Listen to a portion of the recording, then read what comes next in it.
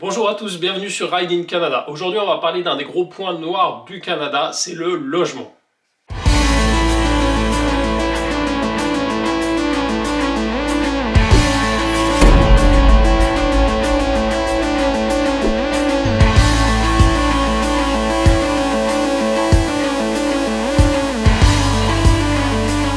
Le Canada a beaucoup d'aspects positifs et vous étiez nombreux à me demander en commentaire s'il existait des points négatifs. Pour moi, d'après ce que j'en ai vu pour l'instant, il y en a trois principaux.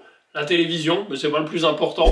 La nourriture, mais on peut y remédier. Et le souci numéro 1 ici, c'est le logement et c'est ce dont on va parler aujourd'hui.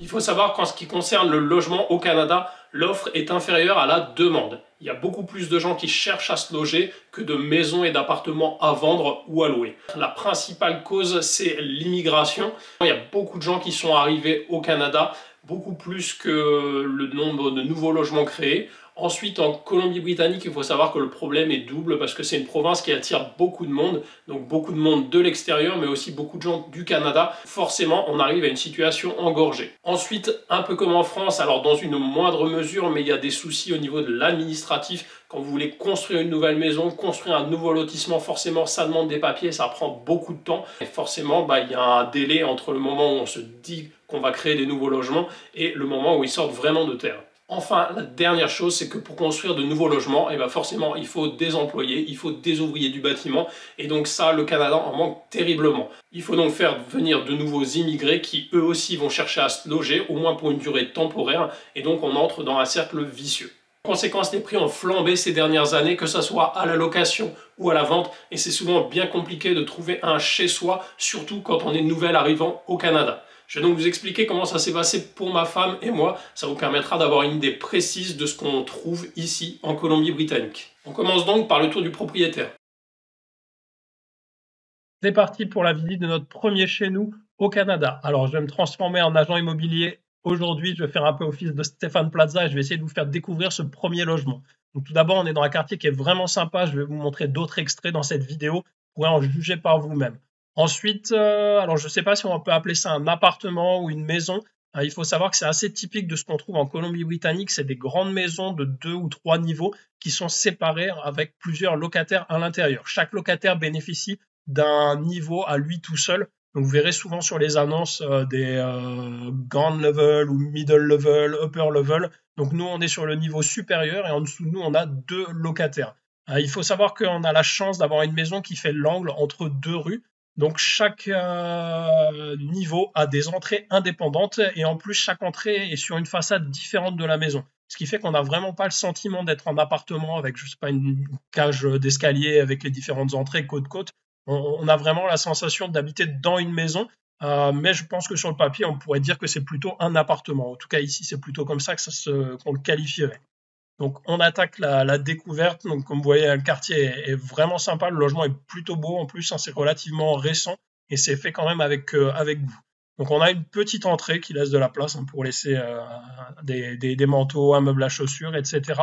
Hop, on arrive déjà sur une première chambre. Donc là, c'est assez typique des logements en Amérique du Nord, mais il y a beaucoup de hauteur sous plafond. Je ne sais pas si vous vous en rendez compte dans la vidéo.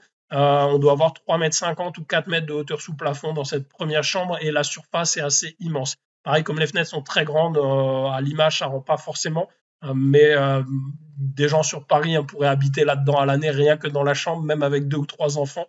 Il y a vraiment une place de dingue. En mètres carrés, j'aurais du mal à vous dire, je dirais 15 mètres carrés pour cette première chambre. Donc voilà, je vous laisse regarder ce que ça donne. Alors, on a une vue qui est plutôt sympa en plus dans pas mal de pièces de la maison. Des grands placards, comme vous allez le voir, on en retrouve un peu partout dans le logement. Il y a une place immense déjà. Je pense que des gens pourraient habiter même dans le placard. En France, ça serait possible. Comme vous le voyez, il y a de la moquette quasiment partout. Ça, c'est typique des logements en Amérique du Nord. On va dire que 2 tiers à peu près de notre logement sont recouverts par cette moquette. C'est pas la moquette comme on a en France qui fait 2 mm et qui te ponce les pattes. Là, ça va plutôt ressembler à un gros tapis. C'est assez agréable en hiver. Le seul inconvénient, c'est si vous avez des animaux. Forcément, avec les poils, avec les accidents qu'ils peuvent avoir, c'est assez compliqué. Donc, bien souvent, ça explique que ce type de logement n'autorise pas d'avoir un chien ou un chat ou n'importe quel animal de compagnie. On poursuit la visite, donc là encore une grosse surface dans le salon, une hauteur sous plafond assez énorme. On doit même monter sur un escalier pour atteindre le ventilateur, c'est pour vous dire. Et voilà, un balcon avec une vue vraiment sympa en plus sur tout le logement. Et au final, même si les maisons sont très serrées, on a très peu de vis-à-vis. Parce que vous voyez, ça donne sur les garages des voisins. Les maisons que vous apercevez en face sont comme la nôtre. On s'en rend pas bien compte parce que le terrain est en pente. Mais c'est des maisons avec 2 ou 3 niveaux à chaque fois. Et bien souvent, on retrouve plusieurs locataires à l'intérieur. On poursuit avec la grande cuisine ouverte, donc comme on en a souvent aux États-Unis, avec un îlot central. Et le gros avantage ici, c'est que la cuisine est entièrement équipée. Donc lave-vaisselle, four, micro-ondes, frigo, tout ça dans des tailles XXL et tout ça est fourni quand vous louez le logement. Donc là, c'est une belle économie et c'est beaucoup moins de soucis quand vous déménagez ou quand vous emménagez, parce que vous n'avez pas à ramener tout ça, le trimballer en voiture, donc ça c'est top. Encore des rangements dans le couloir. Et puis là, on a le coin qui est très pratique avec la machine à laver et le sèche-linge. Là aussi, c'est fourni quand vous arrivez dans le logement. Ensuite, la salle de bain. Ça, c'est pas forcément le point fort de ce logement. Elle fait le job, mais voilà, elle est pas plus belle que ça. Elle est plutôt petite. Mais bon, nous, on est que à deux, donc ça suffit largement. Alors, il faut savoir qu'en Amérique du Nord, je ne sais pas pourquoi, mais ils ont on va dire qu'ils ont une phobie des salles de bain. Ils veulent tout le temps un nombre de salles de bain hallucinant. On a vu des annonces, mais avec des fois 2 chambres et 4 salles de bain, 5 salles de bain. C'est assez fou. Je ne sais pas ce qu'ils en font, parce que quand vous avez 2 chambres en général, c'est qu'il n'y a pas un nombre de personnes trop élevé dans la maison. Alors peut-être que des fois ils n'ont pas envie de nettoyer la salle de bain, donc ils prennent les autres en relais pendant ce temps-là, je ne sais pas, je ne m'explique pas, mais voilà, c'est quelque chose d'assez fréquent. Là on était content de trouver un logement qu'avec une seule salle de bain, parce que pour nous c'était beaucoup plus pratique, puis ça veut dire aussi moins de nettoyage. Alors la deuxième chambre, un peu moins de hauteur sous plafond que la première, mais il y a encore un beau volume. Vous voyez, le lit paraît presque petit à la vidéo, mais c'est déjà un lit queen size, donc ça fait déjà une belle taille par rapport au lit qu'on trouve en France et en Europe. On retrouve encore des grands placards. Alors moi j'appelle ça les placards de films de meurtre. Vous savez, on voit toujours ça dans les films américains. En gros, même quand le placard est blindé, que c'est plein d'affaires, vous avez encore à peu près 1 mètre 50 entre les dernières affaires et la porte pour vous cacher si quelqu'un rentre dans la maison. En espérant que ça serve jamais. Le quartier a l'air plutôt calme, donc voilà, je pense on devrait être tranquille. Donc voilà, bien sûr, toutes les pièces sont équipées de commandes. Ça permet de programmer les chauffages et de mettre différents programmes si on est dans la maison, si on travaille, etc. C'est un logement qui est plutôt bien isolé, qui est vraiment récent, donc c'est assez agréable et qui est bien insonorisé, on n'a pas de bruit du tout. Alors sur ce type de logement, vous verrez peut-être dans certaines annonces, ils appellent ça des logements ranch style. Ça veut dire que tout est sur le même niveau. En fait, tout le logement est de plein pied. On est en plus l'entrée au niveau du sol et le garage est au même niveau et il communique avec la maison. Donc ça, c'est un des gros points qui nous a incité aussi à choisir ce logement. Donc on a un grand double garage qui est assez pratique avec les portes automatiques. Et donc ça permet de stocker pas mal de choses, le matériel de vélo, de moto, les voitures. Donc ça, c'est plutôt appréciable. Et ça communique en plus avec le driveway, donc la petite allée. On a encore de l'espace pour garer les voitures devant. Donc voilà pour le tour du propriétaire de notre premier logement au Canada. Comme vous voyez, c'est plutôt pas mal. On démarre quand même dans vraiment de très très bonnes conditions. Parlons prix maintenant pour ce logement que vous avez vu à l'image. On paye chaque mois 2395 dollars canadiens, tout compris. C'est-à-dire les charges, les taxes locales, on va dire, l'équivalent par exemple de la taxe d'habitation en France, les poubelles, etc. L'électroménager est inclus. Bref, une fois qu'on a payé ces 2395 dollars canadiens, on ne sort plus rien pour le logement. Ça, je trouve que ça fait une grosse différence avec la France.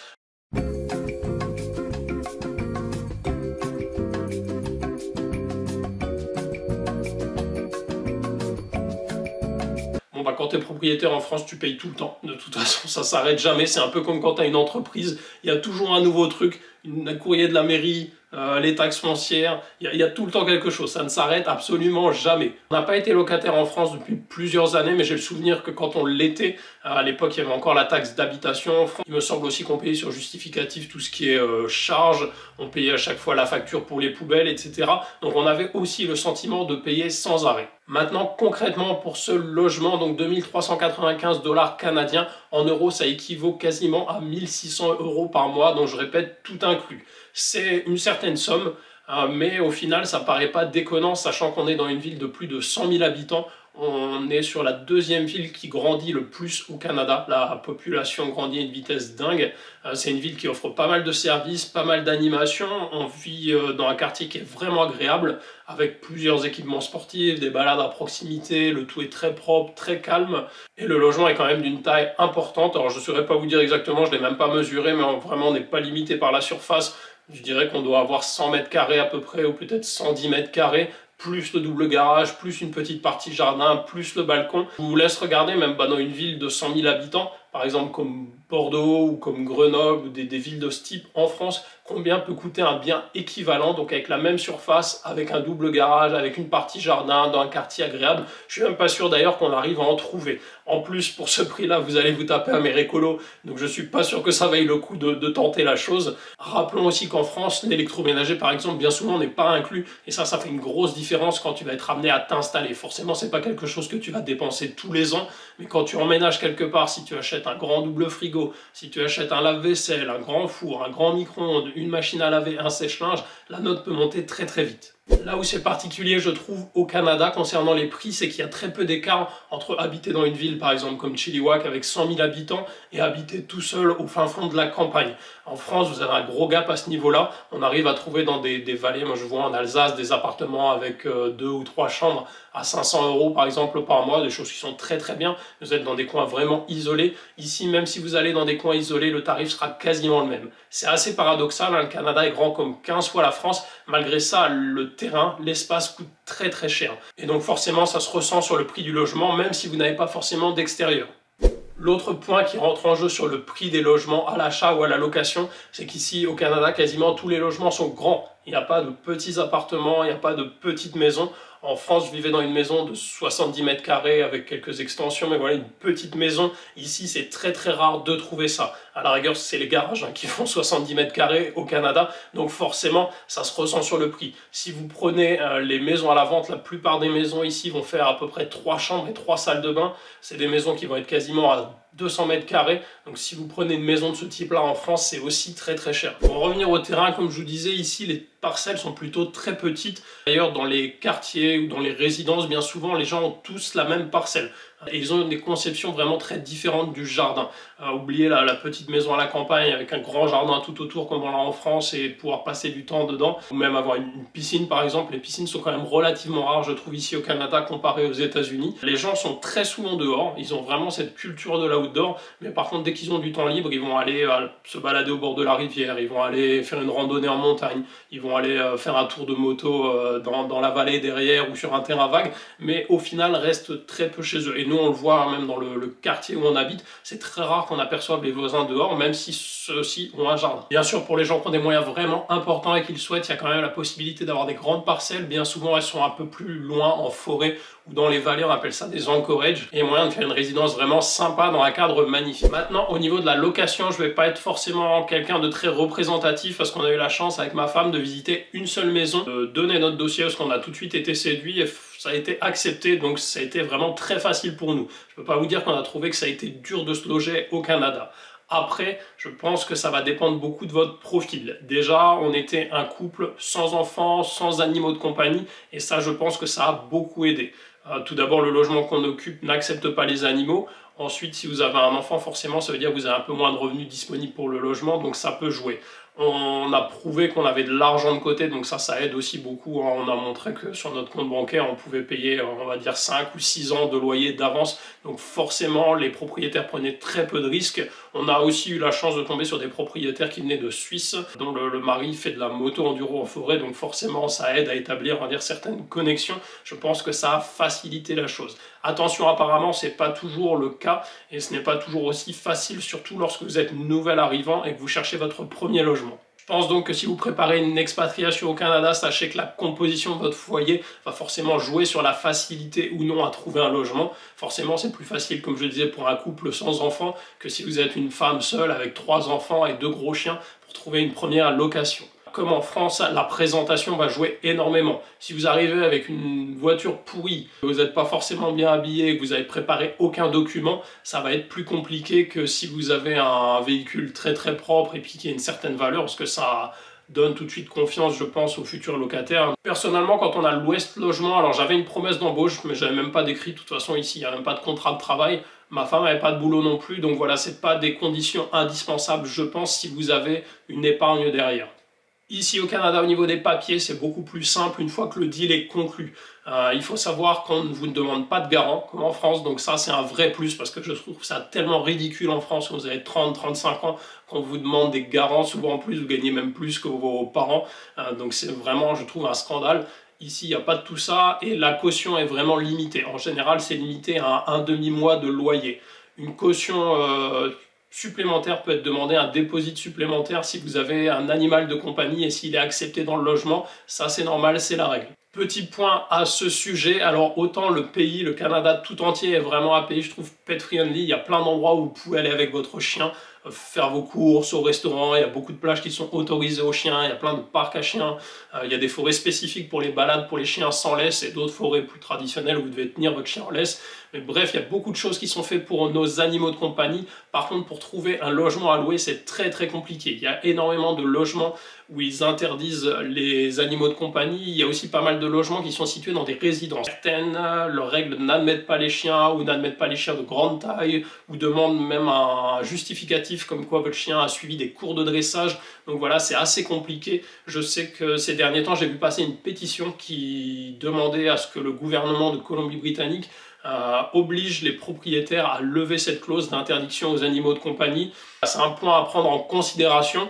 Je pense que c'est pas forcément une bonne chose parce qu'on voit même dans des cas extrêmes des gens qui abandonnent leurs animaux parce qu'ils ne trouvent plus de logement où aller avec leur chien ou leur chat. Donc je trouve ça vraiment horrible quand on arrive sur des situations comme ça. Mais d'un autre côté, je comprends que le propriétaire ait des droits, sinon on en arrive à des situations comme en France où bien souvent le propriétaire a beaucoup moins de droits que son locataire. Parlons maintenant des annonces. Alors la plupart des logements, quand vous allez chercher une location ou d'ailleurs même pour les ventes, il y a beaucoup d'annonces là-dessus. C'est sur Facebook Marketplace que ça se passe ici. N'oubliez pas de bien vous localiser sur Facebook au Canada, hein, parce que si vous avez votre compte Facebook qui est encore en France, il y a plusieurs annonces qui ne seront pas visibles sur le Marketplace canadien et je crois même que vous n'allez pas pouvoir écrire aux gens qui ont les annonces, donc il va falloir faire la manip pour changer la localisation de votre compte Facebook. N'oubliez pas, c'est très important.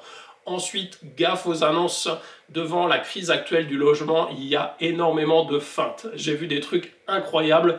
Donc par exemple, si vous êtes en France encore et que vous préparez votre projet d'expatriation, pensez à bien lire les annonces et apprenez à bien les déchiffrer. Devant la situation actuelle, les Canadiens sont devenus les rois du logement partagé. Et bien souvent, vous allez voir des annonces sur Facebook vous indiquant une maison avec 2 chambres et une salle de bain, par exemple. Et quand vous lisez l'annonce, au final, vous vous rendez compte qu'il s'agit d'un niveau dans cette maison. Alors, si vous avez de la chance, c'est le niveau supérieur ou le niveau rez-de-jardin, on appelle ça chez nous en France, grand level, ils disent ici. Mais bien souvent aussi, vous avez le basement. Ici, c'est très commun de louer son sous-sol. Alors attention, c'est pas forcément péjoratif comme on peut l'avoir à l'esprit en France. Si en France vous dites à quelqu'un que vous habitez dans la sous-sol d'une maison au Canada, il va avoir tout de suite l'image du gars qui est dans la cave, hein, qui n'a pas la lumière, qui n'a pas de fenêtre, etc. Il y a des basements très pourris, je vous laisserai regarder les annonces, je vais essayer de vous en mettre aussi à l'image. Vous avez des toutes petites fenêtres, voire pas de fenêtres du tout, alors ça doit être assez horrible je trouve d'habiter là-dedans, même s'ils sont relativement propres. Ensuite, suivant comment est conçue la maison, suivant comment est le terrain, souvent si vous avez des terrains en pente, ça fait que le basement est enterré, on va dire, d'un côté de la maison, mais de l'autre côté, il est en rez-de-jardin. Donc souvent, vous avez les fenêtres et les ouvertures sur toute cette façade, et donc vous bénéficiez d'une lumière complète et qui est bien meilleure que si vous étiez, je sais pas, dans un appartement, dans une tour à Marseille ou à Paris, il n'y a pas photo. Ça, c'était pour l'option, on va dire, level. Quand vous avez un niveau complet qui est disponible pour vous. Attention, c'est plus ou moins bien conçu. Certains, un peu comme notre logement, ont des entrées séparées, d'autres ont des entrées communes, d'autres, des fois, on a vu sur des annonces, ont des entrées qui passent par le logement du propriétaire. Là, ça devient assez compliqué. C'est que quand tu rentres chez toi le soir, tu dois traverser le salon du propriétaire pendant que le gars est en train de boire ses bières ou de dormir sur son canapé. Ça doit être un peu spécial comme situation. Et alors, l'option encore plus compliquée, des fois, vous verrez sur des annonces, vous voyez des belles photos de maison, vous dites putain, c'est génial, il y a des maisons à louer à 1500 $, c'est vraiment beau, le cadre est joli et tout. Au final, c'est juste une chambre à louer. Ou même des fois, c'est des chambres à se partager entre colocs. C'est assez hallucinant. Et donc, dans les villes, on voit ça beaucoup dans les villes de montagne très prisées. Des villes, par exemple, comme Squamish, où c'est très très dur de se loger. Vous allez trouver des annonces à 1500, 1600 $, ce qui équivaut donc à plus de 1000 € par mois, où vous louez seulement une chambre. Et alors, des fois, avec des configurations assez hallucinantes.